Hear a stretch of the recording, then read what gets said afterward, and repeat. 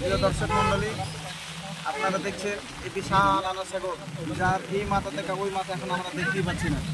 এই বিশাল আনা সাগরের পানি একসময় খাজা গালিব নওয়াজ মাইনুদ্দিন চিশতি আজমিরী রহমাতুল্লাহ আলাইহির হুকুমে একটি বদনার মধ্যে সমস্ত পানি এসে গিয়েছিল। কখন? যখন রাজা পৃথ্বীরাজ খাজা গালিব নওয়াজ মাইনুদ্দিন সঞ্জারি রহমাতুল্লাহ আলাইহিকে পানি দিতে বারণ করে দিয়েছিল। সেই সময় খাজা কুতুবউদ্দিন বখতিয়ার কাকি রহমাতুল্লাহ আলাইহিকে নির্দেশ দিয়েছিলেন খাজা গালিব নওয়াজ যে হে খাজা কুতুবউদ্দিন, যাও, যাওয়ার পরে তুমি এই আনা সাগরকে বলে দাও যে হে আনা সাগর, তোমাকে আহ্বান করেছে, তোমাকে ডাক দিয়েছে।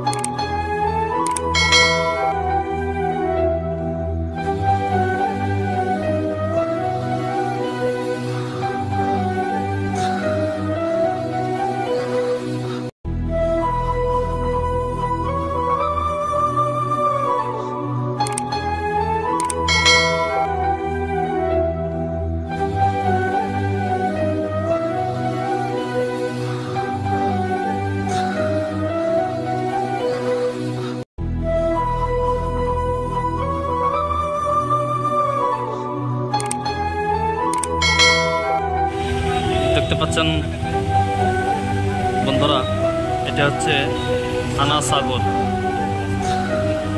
এটা হচ্ছে আনা সাগর, আজমির শরীফের। এটা হচ্ছে আনা সাগর। দেখতে পাচ্ছেন কত বড়, বিশাল বড় জায়গা।